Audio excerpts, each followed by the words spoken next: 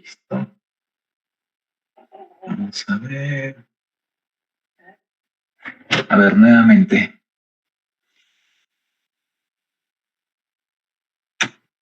Álvaro Goizueta. Presente, doctor. Cuéntame, dame un resumen del artículo.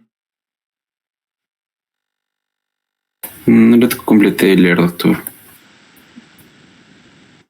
2 semanas sin participación. Coraima Choquehuayta. Presente, doctor. Buenas noches. Buenas noches, te escucho. Ok. Bueno, este estudio fue un ensayo clínico aleatorizado de doble ciego, controlado con placebo, que incluyó a 5.390 pacientes con accidente cerebrovascular embólico de origen no determinado, ¿no?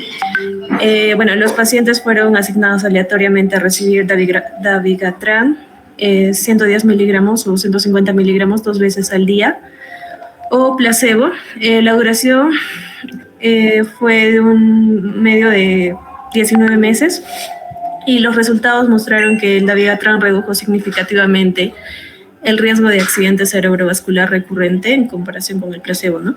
A su vez, la tasa de accidente cerebrovascular recurrente en comparación con el placebo,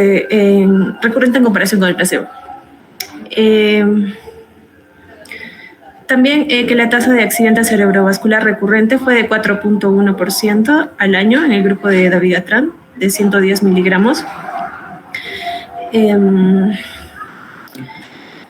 Y es de 3.7% al año en el grupo de dabigatran de 150 miligramos y de 5.5% al año en el grupo del placebo. Y que el dabigatran no aumentó significativamente el riesgo de hemorragia mayor en comparación con el placebo.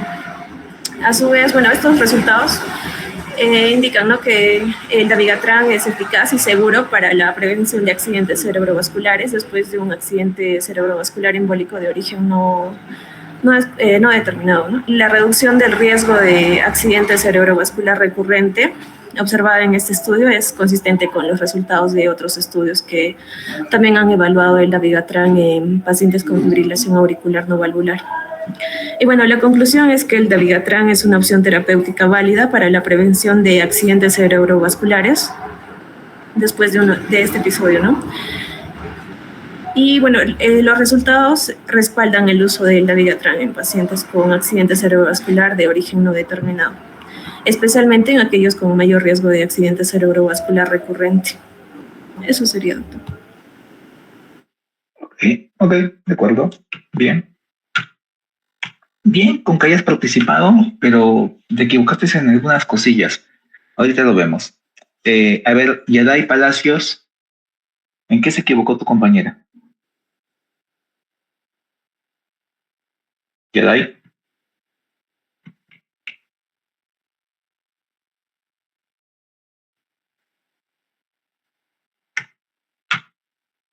Brandon Sarabia.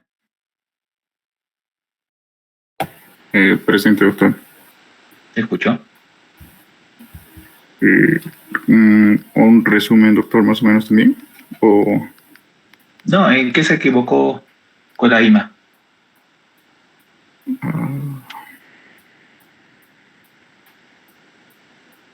¿Estás de acuerdo con la conclusión de Coraima? no sabría decirle, doctor. ¿Por qué no? Si su conclusión fue muy clara. Ella dijo que recomendaba el uso porque previene.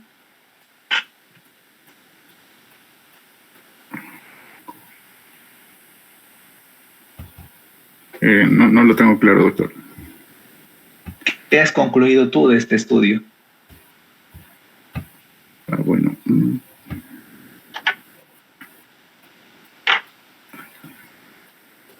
¿Recomiendas o no su uso? Sí, doctor. Ok, Brandon. 2 semanas también, Brandon. A ver, Enmar Guamán.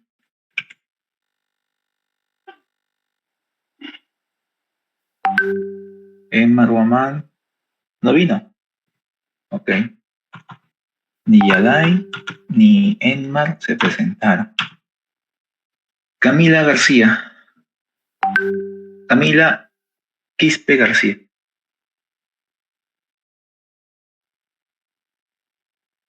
¿No está? No está. Lisbeth Quispe. Presente, doctor. ¿Te escucho? Bueno, doctor, estaría en tanto a lo que comentó mi compañera, podría decirse que en sí el estudio no dice que al 100% es. ¿Por qué? Porque hace la comparación, pero sí tiene en cuenta, ¿no? ¿En qué se equivocó tu compañera?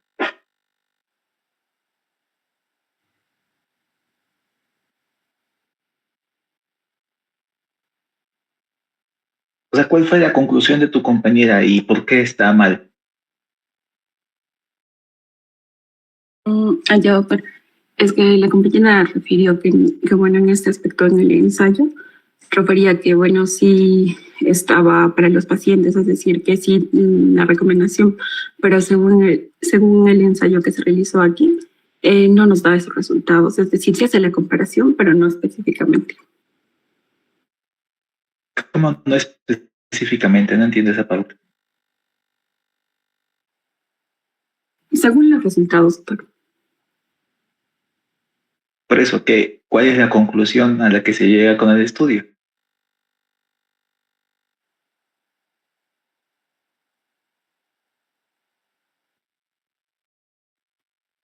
La de que en los pacientes que se daba, bueno, depende de la edad y así, sí se les podía, pero no en todos, doctor.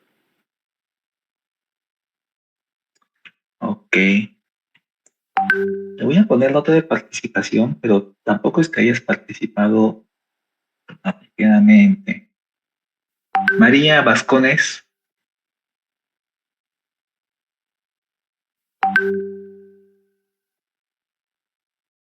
María, si estás presente en teoría. ¿Dónde estás? ¿No quieres participar? Ok.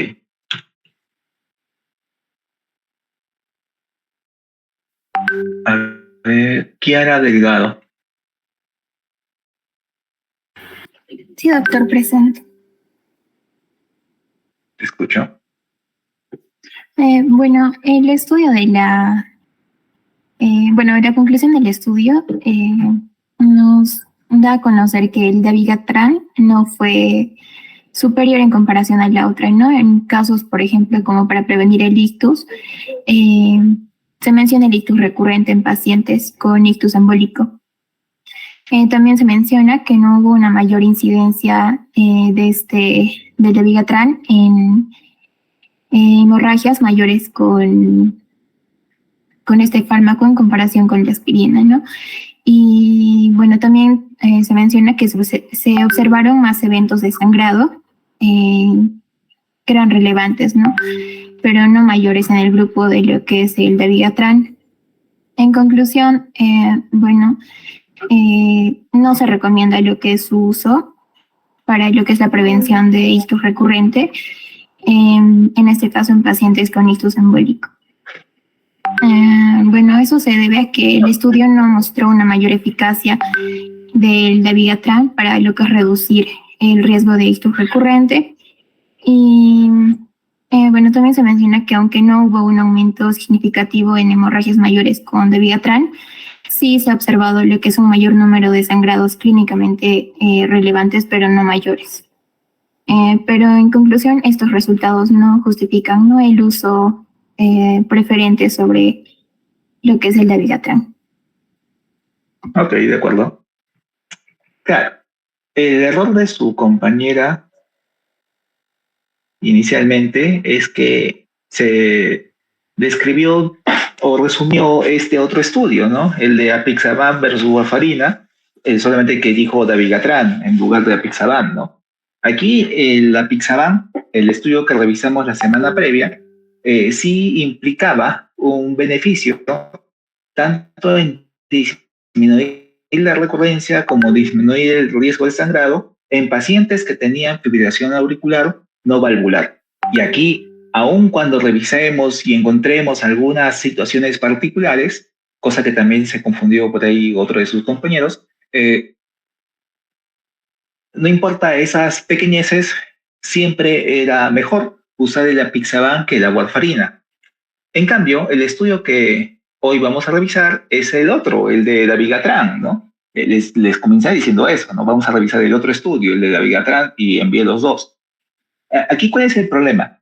Que mientras que el apixaban se está empleando para prevenir infartos en pacientes con clara enfermedad cardioembólica, o sea, fibrilación auricular no valvular, en este caso la población es distinta. Entiéndase esto. Aquí están hablando de población que está teniendo un infarto de tipo embólico, pero de causa no determinada. Vamos a encontrar que en los conceptos de investigación existe lo que es causa suficiente y causa necesaria. Esto ustedes quizás lo entiendan más fácil de otra manera. Por ejemplo, si es que alguien tiene contacto de riesgo con otra persona, con una persona con VIH, ¿no? Tiene contacto de riesgo, ¿no? Por ejemplo, relaciones sin protección.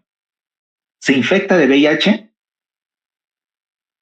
No, ¿no? O sea, es posible, es muy probable, pero no es obligatorio, ¿no? No es la única razón o forma, y tampoco es que siempre suceda, ¿ya? Te incrementa el riesgo, francamente, y por lo mismo es una práctica no recomendada, pero no es suficiente, ¿ya? No es suficiente, ¿no?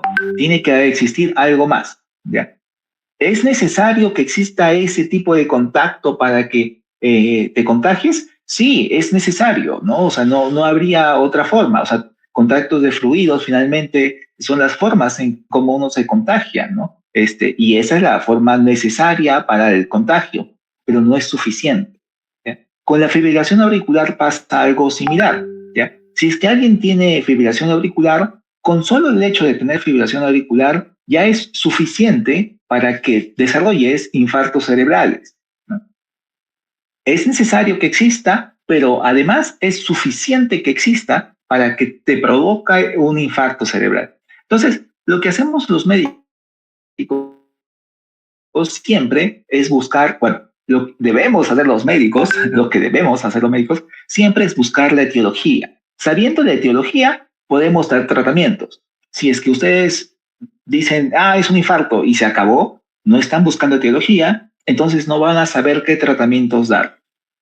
Yo les explicaba ya hace 2 sesiones que las causas de infarto cerebral tenemos varios tipos. Están las de grandes vasos, o por ejemplo, aterosclerosis de carótidas, de vasos intracraneales. Tenemos la de pequeños vasos, diabetes, hipertensión. Tenemos causas raras, por ejemplo, la disección arterial o la disección de vasos cervicales.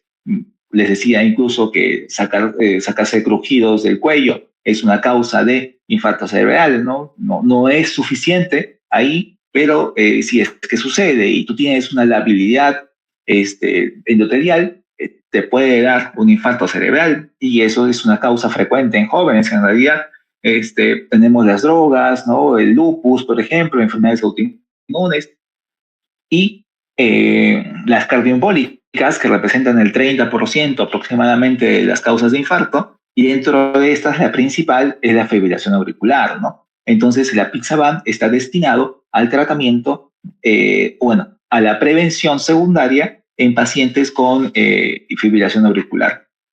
El asunto está que cuando nosotros recibimos a un paciente con infarto cerebral, planteamos todo un esquema de investigación de la causa, de la etiología. Le pedimos ecocardiograma, Holter, ecocardiograma transtorácico o transesofágico, si es posible, ¿no? Un Holter de 24 horas, si es posible, de 72 horas.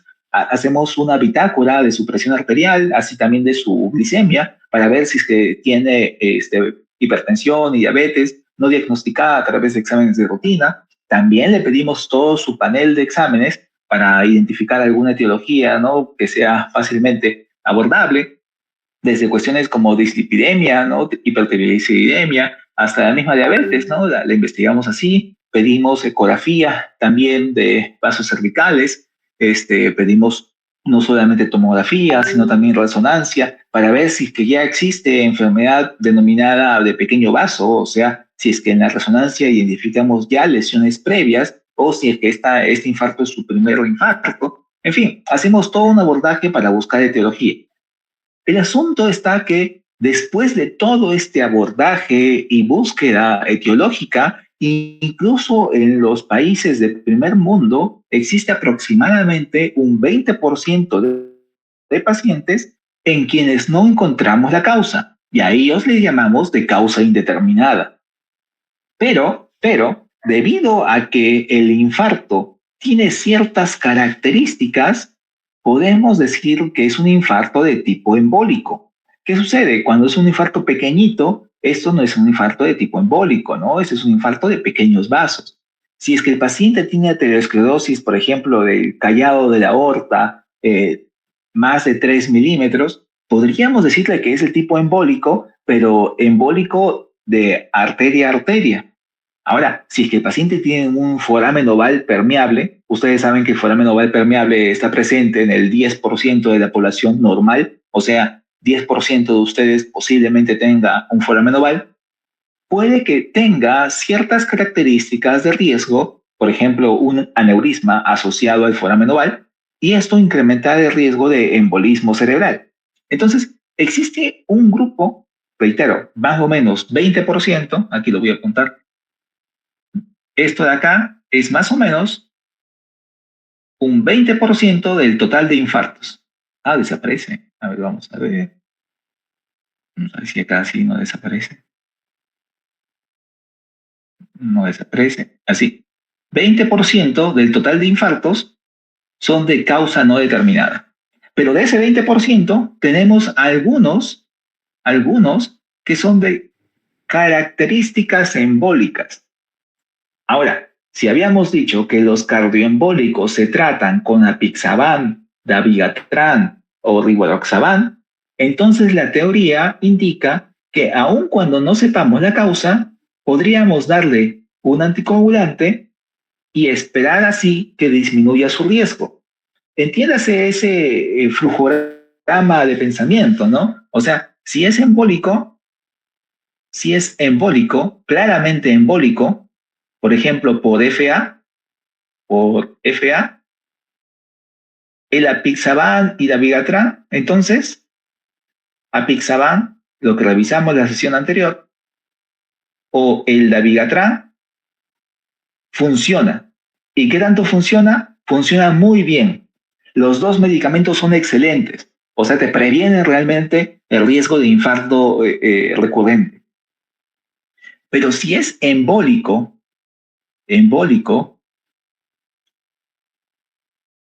pero no conoces por qué es embólico, o sea, no le encontraste la causa, y para decir que no encontraste la causa es que le hiciste un ecocardiograma, un Holter, estudios de vasos de cuello, angiotomografía, etcétera, y aún así no encontraste la causa. La pregunta aquí es, entonces, ¿servirán estos fármacos? ¿Servirán los de acá? Esta pregunta se planteó más o menos en 2014 y se resolvió en los años siguientes, esta publicación del 2019, miren, ¿no? Entonces, el estudio de la apixaban que revisamos la sesión anterior fue 2011. En 2011 ya sabíamos que servía el apixaban y la dabigatran, salieron publicados por ahí, más o menos en la misma fecha, para el infarto por fibrilación auricular. La pregunta en este momento es distinta. En infartos embólicos de causa no determinada, o sea que no sabemos si tienen fibrilación auricular, ¿servirá o no servirá? Porque a estos pacientes, como no sabemos la causa, les seguimos dando aspirina. No les damos warfarina, les damos aspirina, ¿no? Un antiagregante. Entonces la pregunta es, ¿sirve un anticoagulante o sirve el antiagregante? Y así comienza este estudio. Miren, acá lo decía, ¿no? 20-30% de los infartos son criptogénicos, o sea, de causa no determinada, ¿no? Acá ya dice, había puesto 20, ¿no? Y algunos de ellos son de tipo embólico, ¿ya? Tipo embólico le decimos porque Cuando nosotros vemos un cerebro, ¿no? Un cerebro, y dentro del cerebro se produce un infarto, si es que el infarto mide menos de 15 milímetros, le decimos es un infarto de pequeño vaso. Pero si es que el infarto se produce en cuña, o sea, siguiendo todo un territorio arterial, entonces lo más probable es que sea de gran vaso o de tipo embólico. ¿Dónde están las diferencias?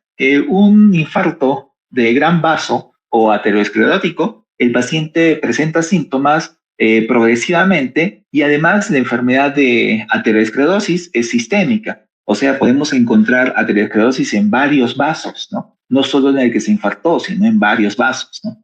En cambio, en un paciente de tipo cardioembólico, vamos a encontrar el infarto de instalación súbita, o sea, de un segundo a otro el paciente se pone en el peor estado y no vamos a encontrar enfermedad carotidia o enfermedad aterosclerótica intracraniana.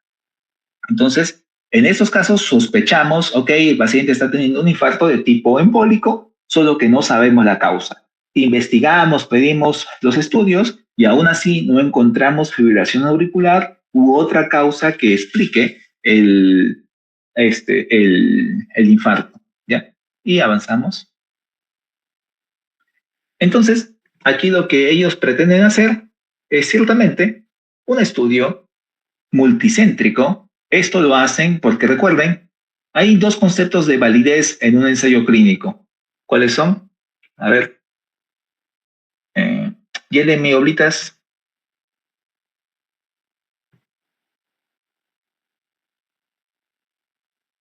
Buenas noches, ¿te escucho?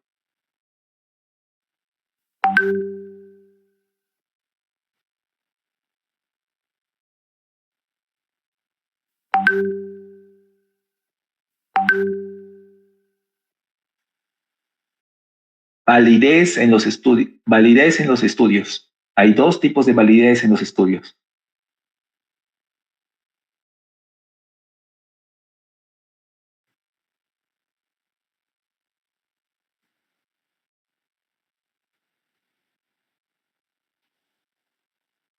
¿Quién sabe?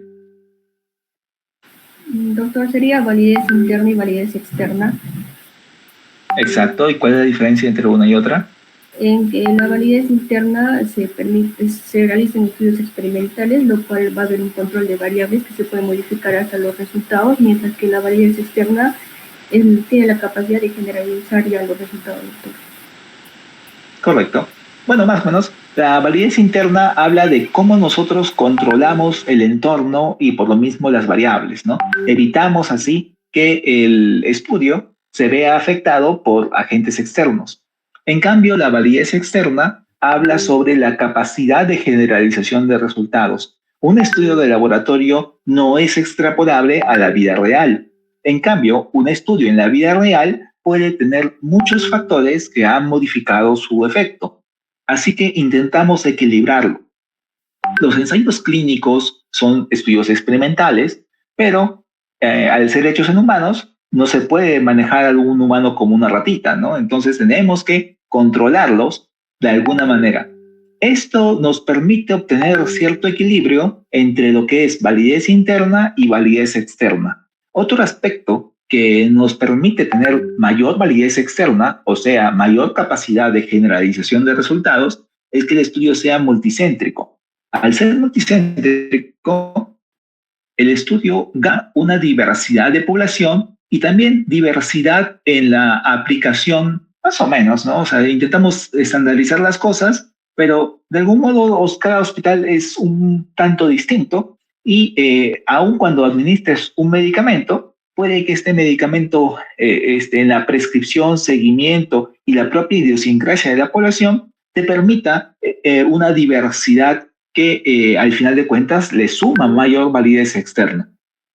Entonces, los estudios multicéntricos ganan validez externa. Perdemos un poco de control de variables, eso sí, perdemos un poco de validez interna, pero ganamos validez externa, ¿no? Entonces, se equilibra de algún modo, ¿ok? Aleatorizado, doble ciego, dabigatran a la dosis de 150 o 110 2 veces al día, No les mostré el estudio, pero hay otro estudio, así como el que vimos la semana pasada de apixaban, hay otro estudio de dabigatran, donde se establecieron las dosis, ¿ya?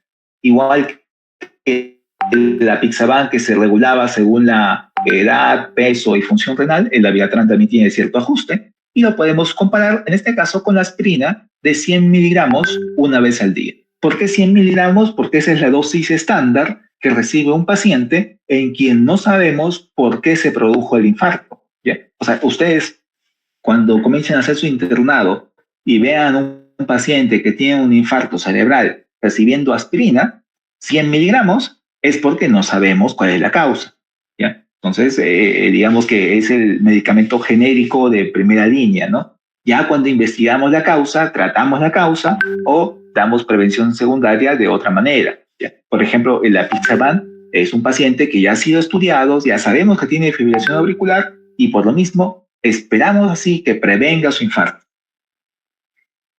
Entonces tenemos acá el tratamiento mínimamente establecido para pacientes en quienes no sabemos la causa. Acá está, no sabemos la causa, frente a el otro tratamiento que vamos a probar. Y si se dan cuenta, ya acá están descritos los elementos, ¿no? Tenemos la R de la aleatorización o randomización, que está escrito acá. Tenemos los dos grupos, ¿no? El grupo de intervención, que sería el grupo de dabigatran, y el grupo de control, que sería el grupo de aspirina. Vamos a poner por acá aspirina. Bien. Todos los pacientes han tenido un infarto, así que esa es la medición basal. Al inicio del primer infarto, todos ellos reciben y a todos ellos se les hace una evaluación para la etiología del infarto, así que en todos ellos tenemos la misma causa o etiología, o sea, no sabemos cuál es la causa ni etiología, pero tenemos una medición basal, y en todos ellos vamos a buscar que desarrollen un nuevo infarto, o sea, una segunda observación donde veremos si desarrollaron o no el segundo infarto, ¿no? El infarto recurrente, pues, ¿no? Y acá ya tenemos la estructura de un ensayo clínico de tipo experimental, puro, completo, verdadero. ¿Dudas hasta ahí?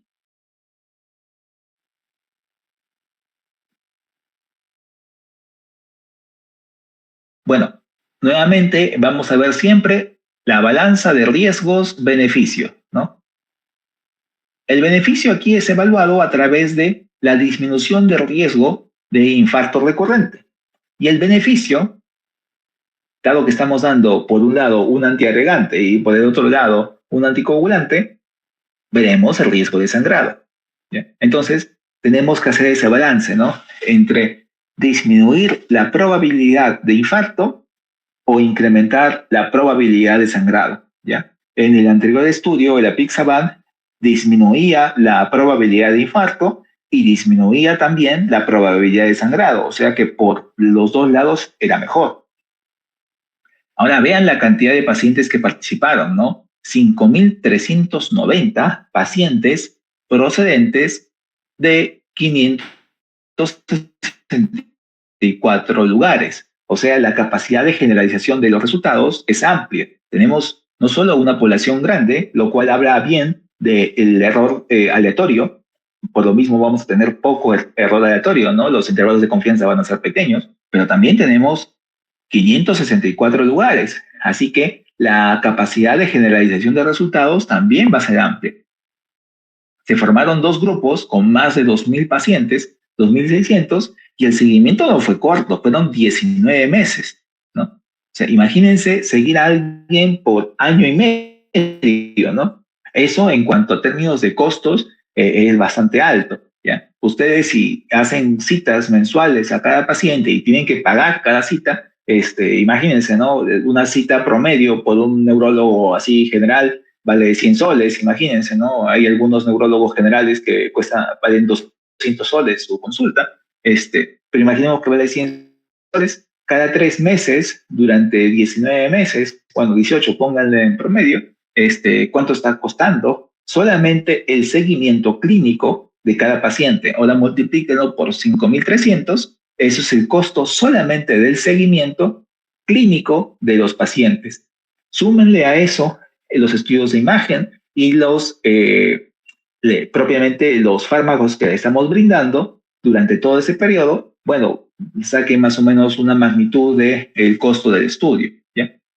¿Y por qué tuvimos que incluir 5.390 pacientes? Porque el evento, o sea, los infartos recurrentes, sucede en una proporción pequeñita, 6% en el grupo de aspirina, no, en el grupo de dabigatran, ¿sí?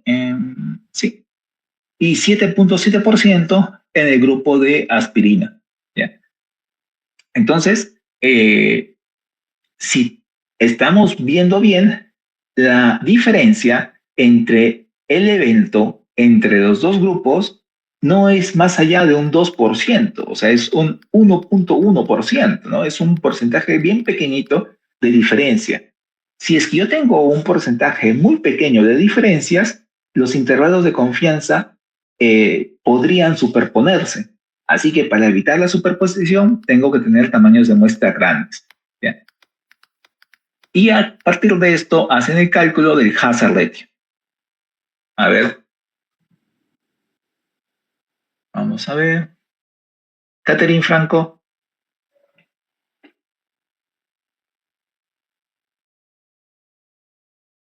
Catherine Franco. ¿No está? Carol Aliaga. Sí, doctor. A ver, interpreta ese hazard ratio. Esto es sencillo.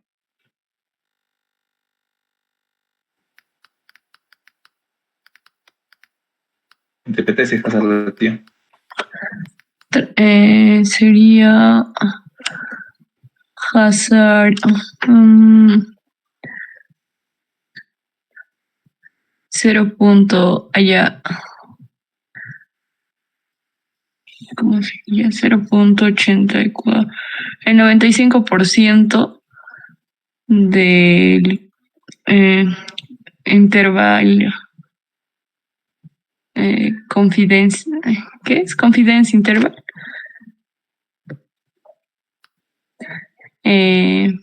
Equivale al 95%, que es 0.84, y su rango va de 0.68 a 1.03. Ok.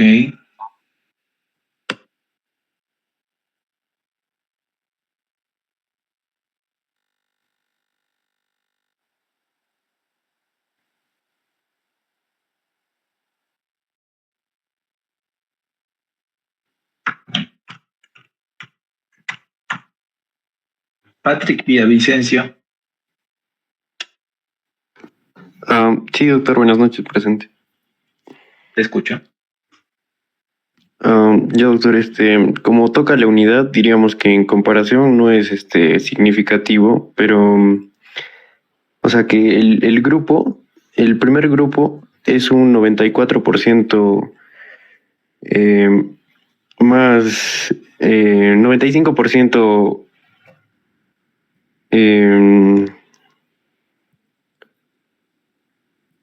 o sea, actúa un 95% mejor en comparación al segundo grupo, y esto es debido a que toca la unidad, no significativo. No, muy equivocado. ¿Qué pasó?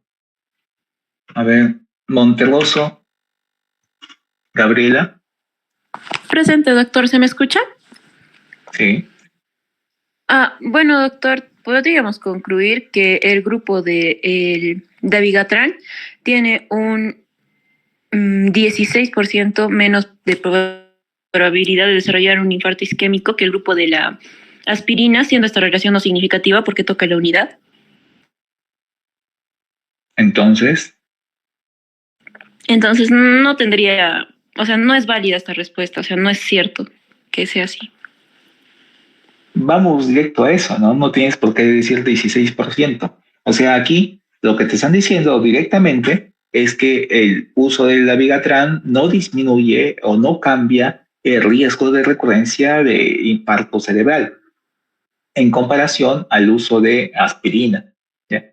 Ambos grupos tienen el mismo riesgo de de recurrencia de infarto. Este intervalo de confianza del 95% siempre se presenta y nos marca justamente esto de acá, que es lo que interpretamos, ¿no? Si toca la unidad, pierde. Y esto ya lo hemos repasado varias veces. Tocar la unidad, pierde. No interesa ya ver esto si es que está tocando la unidad. Bueno, ese es el resultado de eficacia. Eficacia, dabigatran es igual a aspirina. Veamos riesgo, ¿no? Riesgo expresado como sangrado mayor. Obtenemos este hazard ratio. A ver, Rocío Ubamán. Doctor, buenas noches. Te escucho. ¿Podría repetirme la pregunta, por favor? Estamos viendo, de ahí lo marqué. Y es que estoy en el hospital y hay un poco de bulla, doctor. Ok, no puedes asistir a la clase entonces. Shomara Chuchuyo, Doctor, buenas noches, presente. te escucho. Al tocar la unidad, diríamos que tanto el grupo de dabigatran como el grupo de aspirina tendrían el mismo riesgo para la hemorragia, doctor. Correcto. Entonces, en este caso, nuevamente, si bien el grupo de dabigatran tuvo 1.7% de sangrado mayor y el grupo de aspirina 1.4%, al hacer los cálculos encontramos que es 1.19 y el intervalo de confianza va de 0.85 a 1.66. Ustedes establecen su plano cartesiano, dibujan dónde está 0.88, 85 digo, acá, y dónde está el 1.66, y si ese intervalo atraviesa el valor de 1, significa que no es diferente, ¿no? Que es igual, que no hay diferencias significativas. En este caso, diremos que dabigatran es igual que aspirina para efectos de la prevención, o mejor dicho, para efectos de incrementar el riesgo de sangrado. Entonces, estamos ante un ensayo, un estudio, donde evaluamos eficacia y el tratamiento experimental, en este caso el dabigatran, es igual que el tratamiento estándar, o sea, la aspirina, tanto para cuestiones de eficacia como para cuestiones de riesgo. Te ofrece el mismo riesgo-beneficio. Y por lo mismo, se concluye que en pacientes con un infarto de causa no determinada, pero de tipo embólico, esto es importante, ¿no? Es de tipo embólico, pero de causa no determinada. O sea, no sabemos por qué se produjo el embolismo. ¿Ya? El dabigatran no fue superior a la aspirina para prevenir el infarto. Y también fueron similares para el sangrado mayor. Por lo tanto, ¿cuál es la conclusión? ¿Cualquiera de ustedes?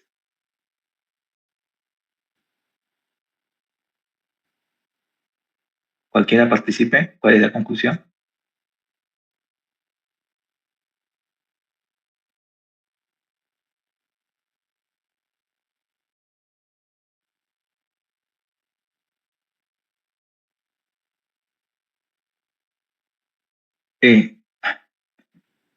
Es que no confundes algunas expresiones, ¿no? O sea, es que el dabigatran no incrementa el riesgo, no tienen el mismo riesgo, ¿no? Sino que no disminuyen el riesgo, más bien, ¿no? El objetivo no es aumentar el riesgo, ¿no? O que tengan el mismo riesgo.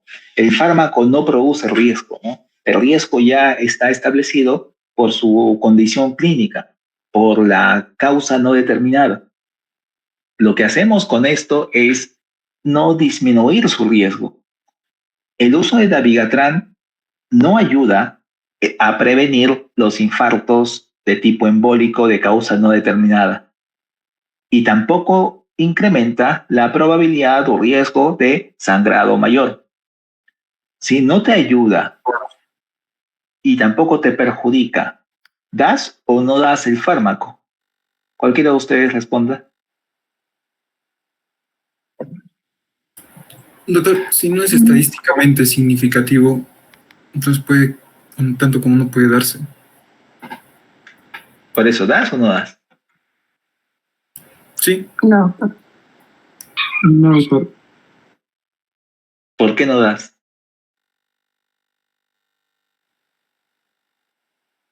¿Quién dijo no doy? Doctor, si el fármaco no nos ayuda, pero tampoco nos beneficia, pues, bueno, que, perdón, no nos perjudica. Bueno, no tendría sentido darle un fármaco, ¿no? Si tendría estos resultados el estudio. Claro, la primera conclusión sería, a ver, ¿beneficia? No. ¿Empeora? Tampoco. ¿Qué otros aspectos tenemos que analizar? ¿No? Por ejemplo, un aspecto de costos, de accesibilidad, de que el producto sea conocido por otros especialistas, de que pueda tener algún efecto coadyuvante para otras condiciones o enfermedades. Por ejemplo, el Dabigatran, su costo es unas 30 veces más caro que la aspirina. ¿Ya? ¿Alguno de ustedes había escuchado del Dabigatran como fármaco? Levanten la mano quienes ya habían escuchado del Dabigatran.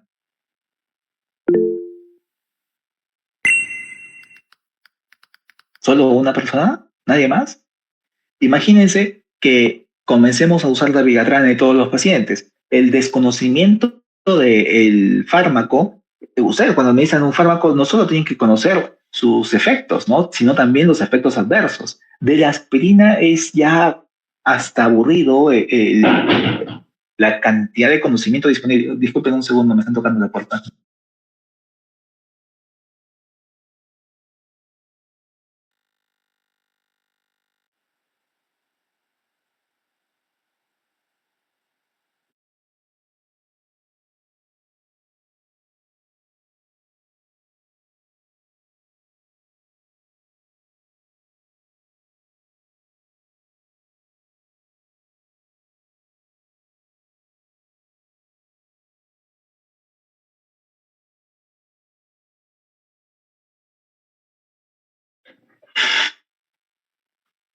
Disculpen, no entiendo por qué estamos en una residencia médica y aún así tocan y se van corriendo. En fin, la aspirina ya es por todos francamente conocido, tanto sus efectos benéficos como perjudiciales, ¿no? O sea, el exceso de la aspirina, ya sabemos cómo tratarlo, también sabemos cuál es la dosis que se debe administrar, para qué condición. Tiene otros efectos pleiotrópicos, por ejemplo, también nos podría ayudar en pacientes con cefalea o migraña, ¿no? En cambio, el Dabigatran poco se sabe, al menos por la población general, la población de médicos en general, poco saben sobre cómo administrarla y también poco saben cuáles serían las formas de revertir su sobreuso, ¿ya? Si es que alguien se toma una sobredosis de aspirina, sabes cómo tratarla. Si es que en cambio alguien toma una sobredosis de Dabigatran, quizás no sepas cómo manejarla. Por lo mismo, la implementación de un fármaco tiene que ser adecuadamente justificada. Si ustedes no saben cómo se usa, cómo se administra, a qué intervalo se da, y aparte es un producto más costoso y te ofrece lo mismo, sería en realidad un tanto absurdo que recomiendes un producto así, ¿no? O sea, si no te ofrece claramente ningún beneficio, te cuesta más y sabes menos, entonces ¿para qué lo das, no? En el otro estudio, en el otro escenario de la Pixaban versus la warfarina, yo les decía, la warfarina es un veneno para ratas, ¿no? La sobredosis de warfarina fácilmente puede matar a una persona, ¿ya? Y los intervalos de la administración y el control de la misma tienen que ser correctamente regulados, ¿no? Estar siempre vigilantes. Y aparte ofrecía la Pixaban un franco beneficio para disminuir el riesgo de infarto y también un franco beneficio al tener menos probabilidad de hemorragia. Entonces, por cualquier escenario, era mejor. Si bien era más caro, tenías argumentos para decir que era mejor. En este caso, no hay nada que sea claro a favor de, así que seguimos dando aspirina, ¿no? Así como este estudio, también salió otro de apixaban, también salió otro de rivaroxaban, salió otro de rivaroxaban combinando aspirina versus aspirina sola, y ninguno de los estudios mostró eficacia. O sea, los cuatro estudios que salieron fueron resultados negativos. Le decimos resultados negativos cuando la hipótesis nula es la que prevalece. O sea, no logramos demostrar beneficio en ningún escenario. ¿Ya? Eso es algo que eventualmente puede suceder. Les decía que existe el sesgo de publicación, o sea, cuando alguien, que los resultados negativos como estos no se suelen publicar, ¿ya? Felizmente este sí se publicó y se publicó en una revista de alto impacto, New England, y con esto se desestimó mucho, por mucho tiempo, muchos años, el darle cualquier tipo de anticoagulante, así tengamos sospecha de que el infarto es de tipo embólico. Si es que no llegamos a demostrar la causa del embolismo, no tiene sentido administrar anticoagulantes. Hasta el momento no tiene sentido. No obstante, gracias a este estudio es que se logró de algún modo ahondar más en la forma en cómo abordar a los pacientes. Cuando decimos infarto de causa no determinada, infarto embólico de causa no determinada, y yo les hice el dibujito del cerebro aquí, ¿no? Con su infarto de tipo embólico, ¿no? O sea, un infarto ahí en cuña de tipo embólico. Al comienzo esto era todo lo que teníamos, ¿no? Para 2014 era todo lo que existía. Pero gracias a justamente este tipo de estudios que salieron negativos, es que se llegó a fragmentar esta denominación. Y dentro de esta fragmentación, o sea, no todos los infartos embólicos de causa no determinada eran iguales. Se encontró, por ejemplo, que habían pacientes que tenían el callado aórtico, ¿no? El callado aórtico, ustedes saben, es callado aórtico, tenemos ahí la arteria innominada, de donde nace la carótida interna del lado derecho, la carótida interna del lado izquierdo, y la subclavia, de donde nace la vertebral, del lado izquierdo también, ¿no? Aquí puede haber placas ateroscleróticas que se pueden desprender y producir infartos de tipo embólico. Si bien son infartos de tipo embólico, debido a que son producto de infartos por placas, estas se verían mejor tratadas si es que damos estatinas a dosis altas y antiagregación. En cambio, están los pacientes con foramen oval. Ustedes saben que el corazón tiene sus cavidades por ahí, ¿no? Aurículas y ventrículos, y tiene por aquí un foramen oval, y al lado del foramen oval puede haber características de riesgo. Les decía, una presencia de un septum aneurismático, y aun cuando sea también de causa no determinada, porque el foramen oval no es suficiente para producir un infarto, debido a estas características de mayor riesgo, lo mejor sería cerrarlo. Y bueno, actualmente ya existen dispositivos que se colocan muy fácilmente. El paciente ingresa al hospital, al día siguiente se está yendo a su casa, luego de haberle cerrado el foramen oval, ¿no? Un dispositivo se llama Plaxer, ¿no? Simplemente se coloca por vía transarterial, ¿no? Se hace con un cateterismo, se llega y ¡plin! Se coloca acá, se abre y se cierra este foramen. Y con eso disminuimos francamente el riesgo de infarto de tipo embólico. A lo que voy es, cuando salió este estudio en 2019 y se llegó a demostrar que no había beneficio, surgió la siguiente duda. ¿Todos los embólicos de causa no determinada son iguales? O sea, ninguno de los estudios demostró beneficio, pero la pregunta entonces era correcta. Lo que se tradujo en este estudio fue que no, quizás aun cuando los embólicos así de forma genérica no se beneficien, lo que deberíamos hacer es fragmentar o hacer subanálisis o dividir las etiologías y buscarle otra clasificación. Y gracias a eso es que ahora ya tenemos otros estudios que hablan justamente del beneficio del cierre del foramen oval o del tratamiento de las placas en el callado aórtico, y por ahí podrían ir apareciendo otras etiologías que se podrían ir beneficiando con esos otros tipos de tratamiento, ¿no? Entonces, aún teniendo un resultado negativo, no significa que el estudio no sirva. Esto nos permitió teorizar de otras maneras. ¿Ok? ¿Dudas, preguntas, comentarios?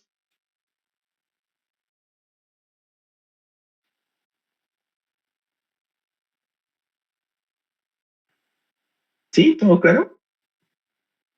Decir eso es un poco atrevido. A ver, vamos avanzando.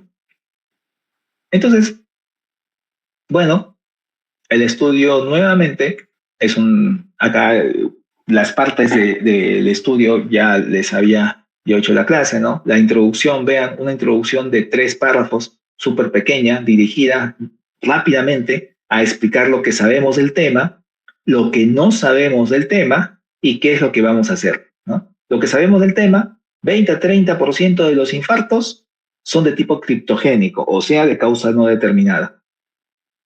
La prevención secundaria, o sea, para evitar recurrencia de infarto, en los de tipo criptogénico, o sea, de causa no determinada, sigue siendo el uso de antiagregantes plaquetarios, ¿no?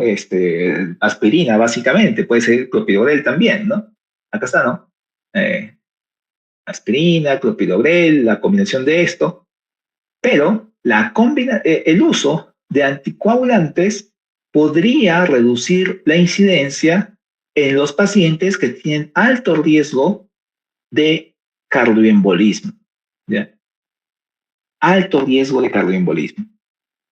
Y lo que busca el estudio es justamente evaluar, vean, lo que se sabe, lo que no se sabe y lo que va a hacer, ¿no? Las 3 partes de una introducción bien hecha. Lo que busca el estudio es comparar la eficacia y seguridad, ¿no? Obviamente, del dabigatran, un anticoagulante, frente a la aspirina, un antiagregante, ¿no? En los infartos embólicos de causa no determinada. Así que, bueno, se mandan a la tarea de hacer un estudio doble ciego, autorizado, en pacientes enrolados entre 2014 a 2018. Les dije que el concepto de ESUS, o sea, de infarto embólico de causa no determinada, surgió en 2014, ¿ya? Se ejecutó en 564 lugares de 42 países, o sea, la capacidad de generalización de los resultados es importante. Bueno, hay otros aspectos más. Nuevamente tenemos un sponsor, ¿ya? O sea, alguien que financia, pero tenemos que ver si es que este sponsor realmente participó de la investigación o solamente participó brindando el producto y algún otro tipo de financiamiento, más no en la ejecución o ideación del estudio, ¿no? Y acá lo dicen, ¿no? Monitores independientes de un comité de seguridad del estudio estuvieron siempre presentes. Esto es algo importante, ¿ya? Los monitores de seguridad permiten que hagamos análisis enterinos, o sea, análisis a la mitad del estudio o a un tercio del estudio, para ver si el resultado de la investigación puede seguir continuando o nos podemos detener debido a que ya su eficacia está claramente demostrada, ¿no? Esto yo lo pongo como ejemplo de las encuestas después de la votación presidencial. Ustedes saben, ¿no? Que cuando acaba el día de las elecciones, comienzan a sacar los resultados a un tanto por ciento, ¿no? Entonces dicen, resultados al 50%, al 60%, al 70%. Y al comienzo puede que sea, digamos, al 10% y ese resultado sea impreciso. Al 20% sigue siendo impreciso. Ya luego sube al 50, al 60, al 70% y ya como que va viéndose tendencias. Cuando el resultado se eleva a un 80 o 90%, las tendencias son muy claras y llega a un punto en que son irreversibles. Si es que la diferencia es muy clara, con tener el 80% de resultados es irreversible. En cambio, hay algunas elecciones donde tenemos que esperar incluso los votos del extranjero para que recién podamos tener seguridad, ¿no? Pero casi nunca se da. La mayoría de veces es que con el 80% de los resultados ya estamos seguros de cuál ha sido el resultado de la votación. Lo mismo, los comités de seguridad y de monitoreo de las investigaciones, lo que hacen son análisis interinos. Si es que ven que con el 60% de la muestra los resultados ya son satisfactorios o al contrario, muestran un claro daño hacia alguna población, interrumpen el estudio. No necesitas llegar al 100% de tu muestra si es que el resultado es claro. En cambio, si el resultado es marginal o leve, todavía no hay muchas diferencias, sí esperan hasta que completes el tamaño de muestra. En este caso, debido a que el resultado fue negativo, esperaron hasta que se completase el tamaño de muestra. Aquí te dicen lo que hicieron los sponsors, proveyeron las drogas, ¿no? Principalmente. ¿Ya? Luego vamos a lo que es la población. Diseño, población, variables, análisis. Ese es usualmente el tipo de estructura que tiene todo ensayo clínico. En la población tenemos las características de la población, criterios de inclusión, exclusión. A esto les llamamos criterios de elegibilidad. Entonces, aquí te dicen pacientes de 60 años, ¿no? Entonces, diremos que no podemos incluir a pacientes de 30 o 40 años, ¿no? Y si es que tenemos un paciente de 30 o 40 años de infarto embólico de causa no determinada, posiblemente no se vea beneficiado por ese tipo de estudios. Que hayan tenido un infarto en los 3 meses previos, que tengan una lesión vascular y que, bueno, por aquí siguen diciendo otras cosas más y criterios de exclusión. Bueno, acá te dice, ve a revisar la tabla suplementaria. Bueno, a veces son tantos criterios o tantas cosas que es mejor ponerlo en un material complementario si es que quieres revisar un poco más. En fin, el infarto embólico de causa no determinada. Eso es lo importante, ¿no? Esa es la variable principal bueno, no es la variable principal, sino que es la característica de toda nuestra población. Todos los pacientes que están siendo incluidos acá deben tener esto.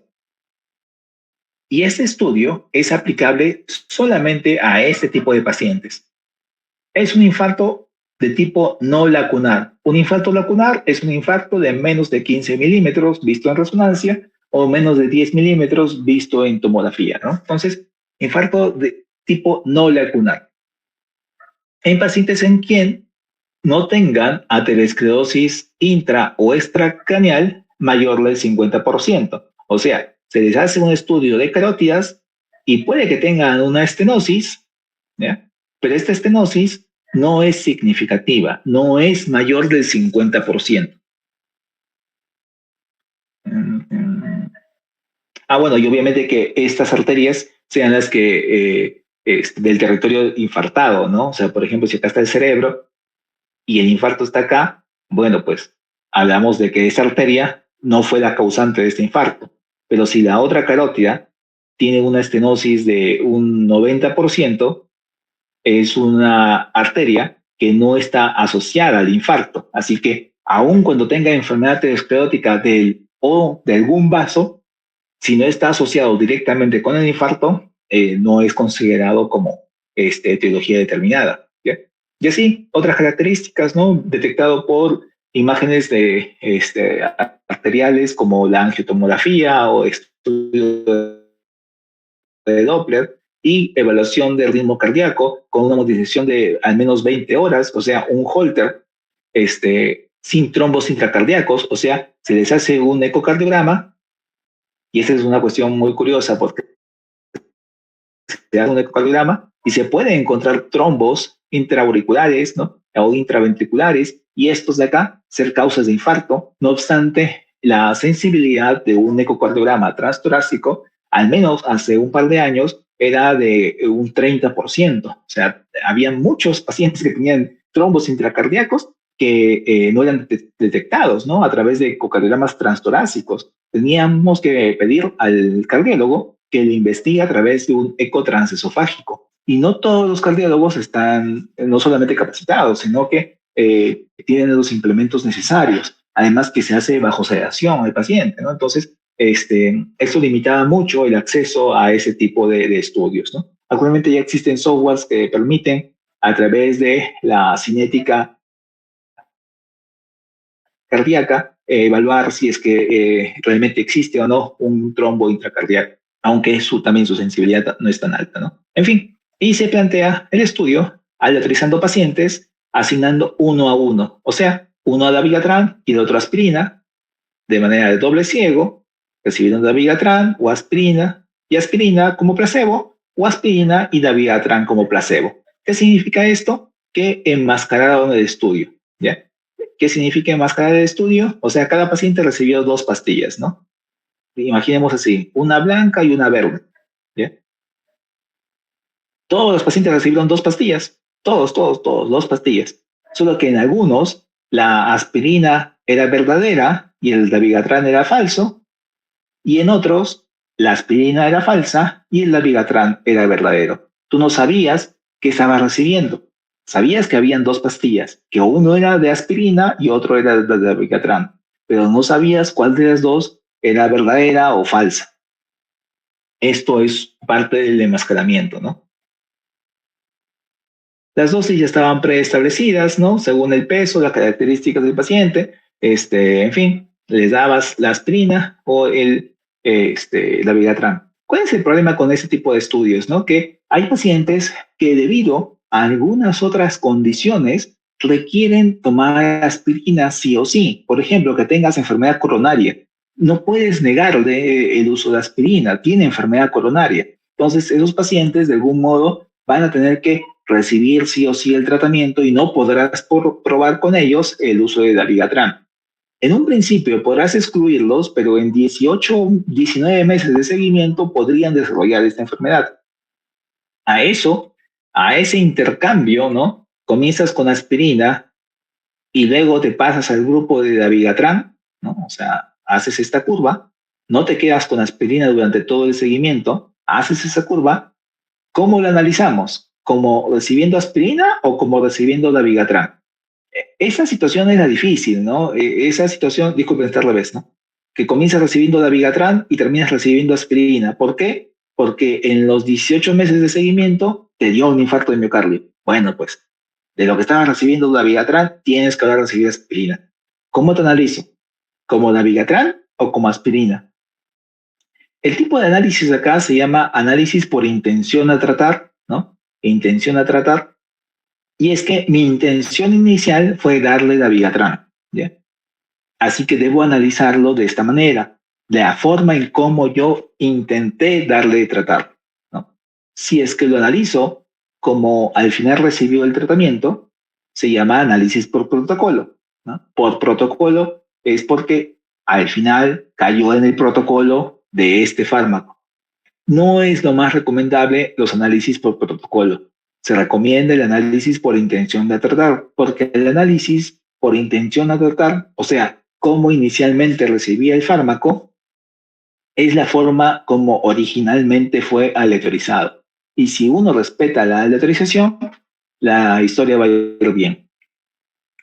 Vamos ahora a esto y avanzamos. Nuevamente tenemos acá los resultados, las variables, ¿no? Las variables en todo esto.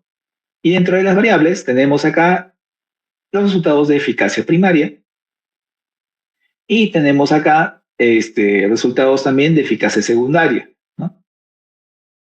Eficacia primaria, recurrencia de infarto, ¿ya? Y los de eficacia secundaria, bueno, pues una combinación de otros eventos. También tenemos los de seguridad, que deben ser por acá abajo, acá está. Seguridad primaria, que es el sangrado mayor. Nuevamente, según la definición internacional de la Sociedad de Trombosis y Hemostasia, eso lo vimos en la sesión anterior, o sea, por mucho que hayan pasado 8 años entre un estudio y el otro, se mantuvieron los mismos criterios porque estos criterios son regidos o los rigen instituciones internacionales. Y además se evaluaron otros aspectos como la hospitalización, el manejo quirúrgico o digamos, adherencia al tratamiento. Y después viene aquí aspectos estadísticos, que bueno, ya los conversaremos en otro momento, porque aquí lo que están evaluando es cuál es la capacidad que ellos tienen para detectar diferencias en escenarios como este, ¿no? Ellos acá van a poder evaluar y decir que es significativo cuando las diferencias sean de por lo menos un 30%. Ya vimos que su cálculo final, en el resumen al menos, era de un 16%. Por eso le salió no significativo. Tendrían ellos capacidad para identificar diferencias cuando fuese superior al 30%. Y por eso hicieron todo ese planeamiento y les salió 5.390 pacientes.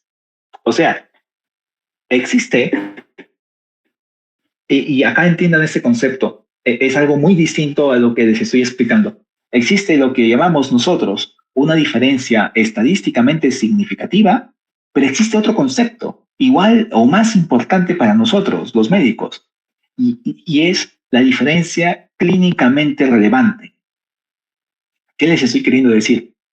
Una cosa es que será estadísticamente significativo, pero puede que sea irrelevante para la práctica clínica. Por ejemplo, ¿qué pasaría si yo les digo, les doy un fármaco para mejorar su nivel de hemoglobina? Al final de 6 meses dándoles el fármaco, elevé el nivel de hemoglobina de la población en 0.1 miligramo por decilitro, siendo esa diferencia estadísticamente significativa.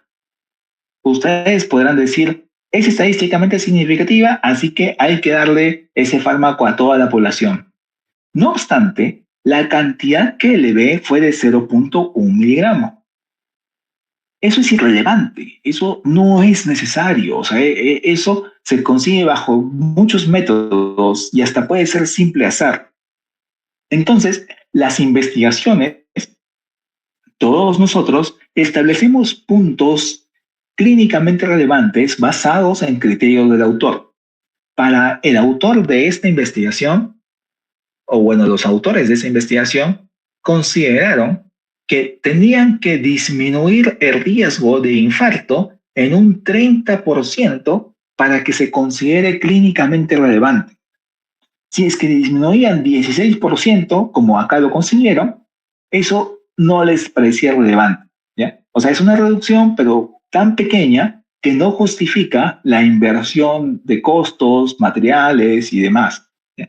Entonces, nosotros, los médicos, no solamente nos basamos en resultados estadísticamente significativos, sino también clínicamente relevantes. Si bien lo estadísticamente significativo lo vamos a decir cuando sea un valor de P menor de 0.05, diremos que son clínicamente relevantes según lo que a nuestro criterio lo consideremos así, ¿ya? Cada quien planteará que es clínicamente relevante cuando esté manejando determinada enfermedad, ¿no? No es lo mismo para mí que para ustedes una mejoría funcional de un punto frente a 2 o 3 puntos según el otro estudio que revise, ¿no? Entonces, lo relevante es un tanto subjetivo, ¿ya? Para los autores acá fue 30%, y según eso hicieron todos sus cálculos. Así que si es que salía 20%, bueno, pues no era para ellos clínicamente relevante. Por lo mismo, salió no significativo. ¿Ok? Y luego ya viene el resto de estadística. Yo les decía que cuando hacemos cálculos de hazard ratio, se calculan gráficas de Kaplan-Meier, acá está abajo, ¿ya?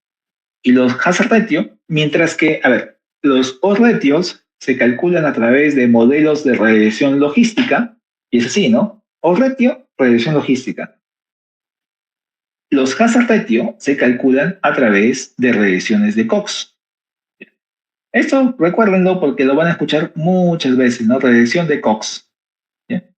Y las gráficas de Kaplan-Meier. Entonces vamos rápidamente hay mucha más estadística acá atrás que importa bastante, pero vamos avanzando. Acá está cómo se distribuyen los pacientes, los participantes en cada grupo. Entendemos que se perdieron 19 pacientes en el grupo de dabigatran y 14 pacientes en el grupo de aspirina. Si bien se perdieron más pacientes en el grupo de dabigatran, la diferencia no era muy alta, ¿ya? Fallecieron 56 pacientes en el grupo de dabigatran y 58 en el grupo de aspirina. Bueno, las características y demás son muy parecidas de cómo fueron incluidos y excluidos los participantes. Y vemos a la tabla 1. La tabla 1 les decía yo que es la tabla de igualdad, ¿no? No tiene que ser así exactamente iguales, pero al menos tienen que tener características tan parecidas que ustedes puedan confundirlas y decir que los dos grupos son iguales, ¿no? Entonces, ciertamente, promedio de edad 64.5 y el otro 63.9, con un intervalo de confianza, bueno, con una desviación estándar de más menos 14, más menos 11 años, ¿no? Entonces, si se dan cuenta, más o menos la superposición de las dos es muy alta, así que ahí queda, ¿no? Así que no hay problema. Porcentaje de mujeres es muy parecido también. Como se hizo en, ¿cuántos países dijeron? 47, algo así. ¿Y cuántos de centros? 574, no recuerdo. Vean, norteamericanos, 11%. Es un porcentaje bajo en realidad, ¿no? Usualmente este tipo de estudios tiene una alta representación de norteamericanos, ¿no? De Europa Central, de Europa de Latinoamérica, miren, 4%. O sea, estamos menos representados que en el estudio anterior de la Pizzaban, pero seguimos estando, ¿no? 4% latinoamericanos, posiblemente sean solamente mexicanos, ¿no? Asiáticos, 22%, o sea, otros, no sé a qué se refería a otros, o sea, aquí a, ¿qué faltan? Africanos, quizás, ¿no? Australianos, quizás, ¿no? Entonces, bueno, raza blanca, 71%, aun cuando no sean de Norteamérica, sí son de otras partes de Europa, raza negra, 2%. El tipo, esta expresión raza es algo que ya ha ido cambiando, actualmente le dicen etnias, o sea, también, pues, ¿no? El lenguaje también cambia, 2019 estamos hablando acá, asiáticos 23%, otros, aquí estaríamos nosotros, 3%, o sea, nosotros estamos con una baja representatividad en este tipo de estudio. Índice de masa corporal 27, bueno, pues es una masa con cierto sobrepeso, ¿no? Fumadores 17%, en Perú poco fuman, ¿no? Es mucho menos que eso. Y bueno, escala de ranking modificada, o sea, la escala de discapacidad funcional estaba como 1, como mediana de 1, rango intercuartélico de 0 a 2. O sea, al final de cuentas son características generales de la población y veremos que son características muy normalitas, ¿no? De lo que vemos nosotros en la consulta diaria. Y cuando ya vemos los resultados de eficacia primaria, tenemos esto. 4.1% de infarto recurrente en el grupo de dabigatran y 4.8% en el grupo de aspirina. Y se calcula el hazard ratio. ¿Ok? Pregunta entonces rápida. Ana Claudia Delgado. Sí, doctor, presente. Dime en cuál de todos estos resultados tenemos un resultado significativo. Todos ellos, ninguno de ellos, alguno de ellos. Sí, doctor, tenemos uno. Es el de...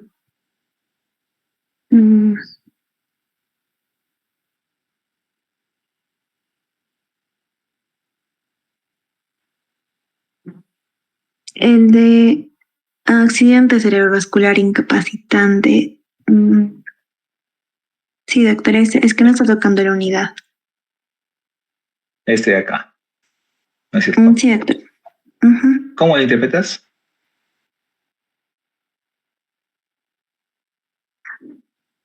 Sería que los pacientes que tomaron dabigatran tienen el mismo riesgo de desarrollar un accidente cerebrovascular incapacitante que el grupo de pacientes que tomó aspirina, siendo No. no, perdón, doctora, que los pacientes que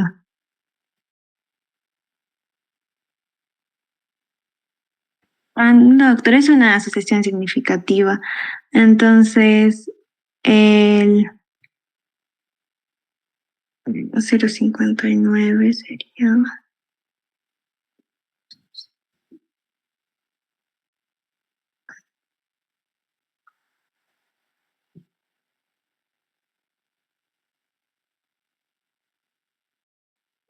Doctor, tienen 51%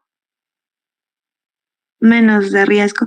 El grupo de pacientes que tomó dabigatran tienen 51% menos riesgo de desarrollar un accidente cerebrovascular e incapacitante que el grupo de pacientes que tomó aspirina, siendo esto significativo. Ok, parcialmente correcto, pero está bien. ¿Alguien quiere corregir a su compañera? Doctor, sería 41%, o sea, el grupo de dabigatran tiene 41% menos riesgo de desarrollar ACV incapacitante en el grupo de aspirina, siendo una asociación significativa. Ok.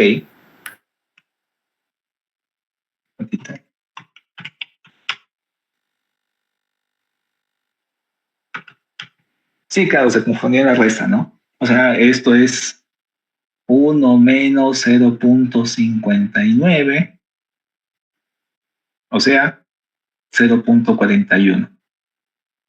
O sea, 41%. Los pacientes que toman dabigatran tienen 41% menos riesgo de tener un infarto discapacitante que aquellos que toman aspirina, siendo esta asociación significativa. En todos los demás escenarios, toca la unidad. ¿Qué significa? Que en todos los demás escenarios, el dabigatran se comporta igual que la aspirina. No te previene el infarto recurrente, no te previene los infartos no fatales, infartos de miocardio y demás. Tampoco incrementa tu probabilidad de muerte ni tu probabilidad de hemorragia. Solamente hay uno entre todos estos donde salió significativo. Y aquí viene lo curioso. ¿Por qué? ¿Por qué ustedes creen que, si bien tuvo un resultado significativo, los autores no concluyeron en ningún momento en su resumen a favor de esto? ¿Por qué? Ustedes lo hubiesen hecho, ¿no? Encontraron algo significativo, ok, hay que reportarlo. Pero ¿por qué los autores no lo hicieron? ¿Por qué creen?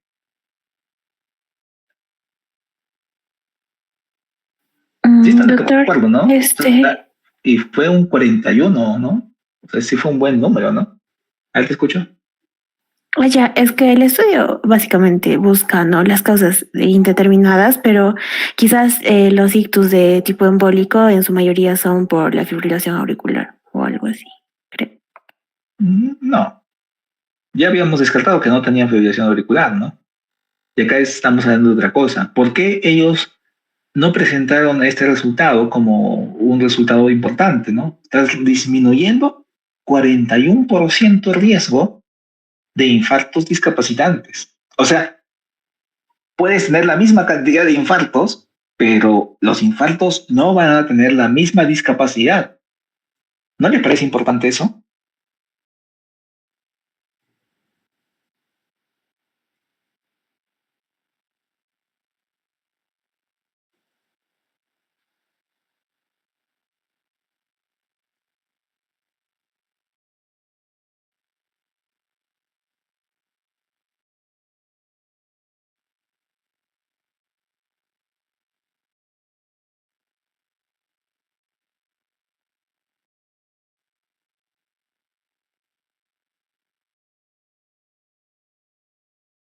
Ya.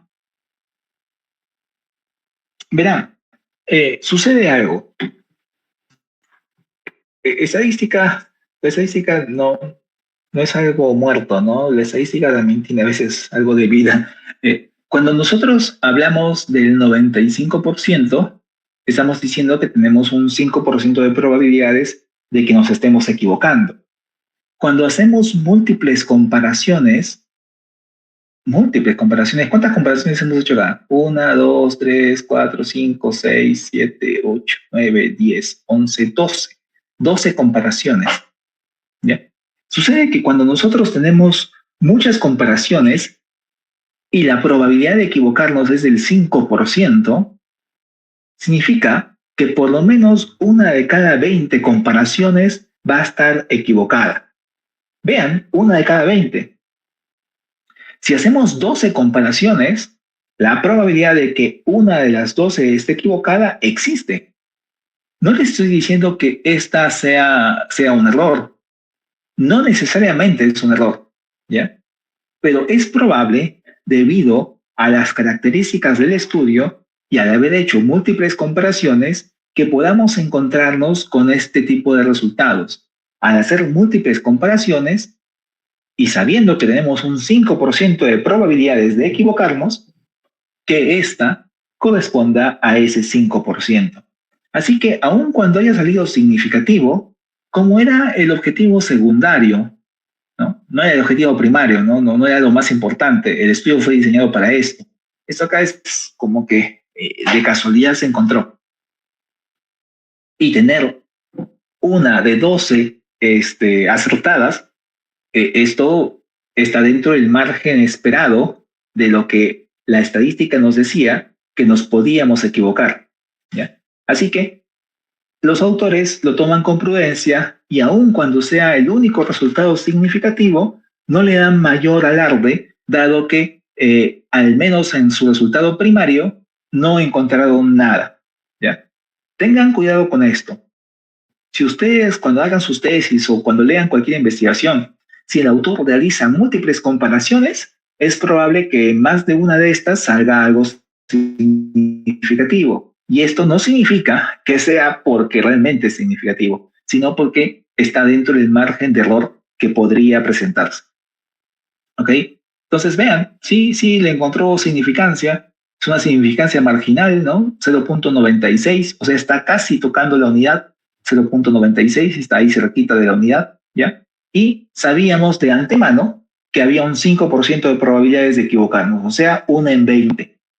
¿Cuánto sería en 12 la probabilidad de equivocarnos? Bueno, existe, ¿no? O sea, existe. Quizás sea menos de 1, pero existe, ¿no? La probabilidad de equivocarnos. ¿Y sucedió? La estadística es así, sucedió. Puede que ese sea un error simplemente, o que sí sea significativo, pero no era el resultado más importante. ¿Ok?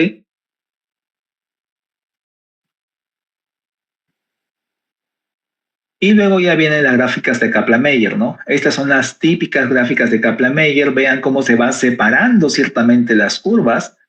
En 18 meses, al final del periodo, sí se separan las curvas, pero dado que durante todo la parte inicial, por lo menos 600 días, eran similares, no importa pues, o sea, la igualdad se estableció desde un comienzo, ¿no? Recién después de mucho tiempo, la probabilidad de la aspirina fue mayor que la del dabigatran, o sea, el dabigatran a muy largo plazo logró mostrar cierta eficacia, aunque esta ya dejó de ser significativa porque durante gran parte del trayecto fueron iguales, ¿no?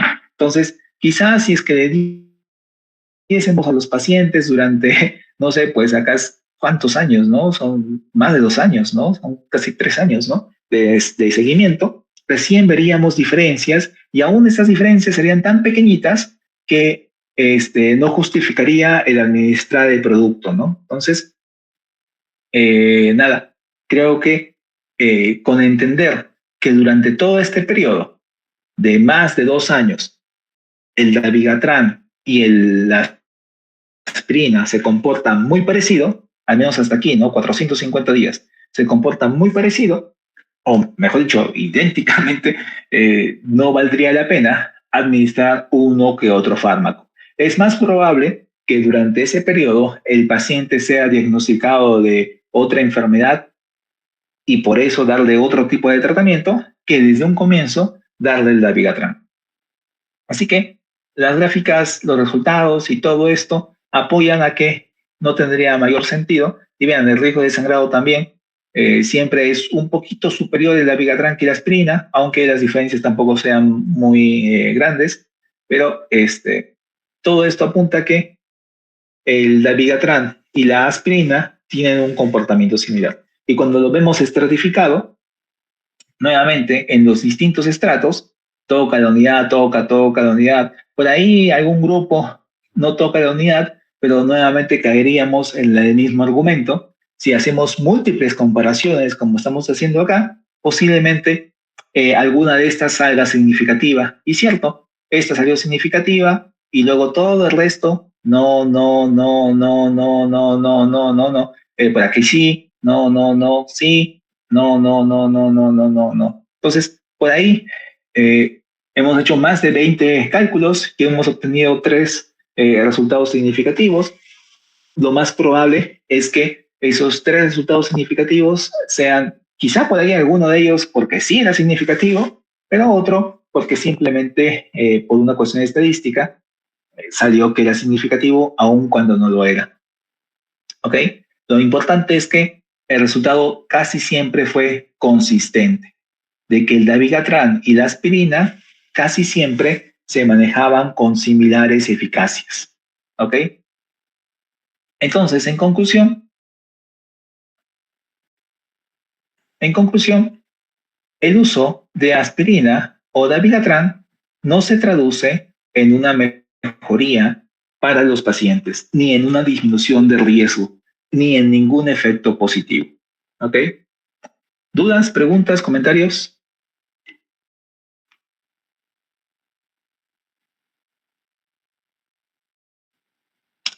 Bueno, chicos, espero que les haya resultado entretenido ver un par de estudios de ensayos clínicos donde la verdad no solo está directamente en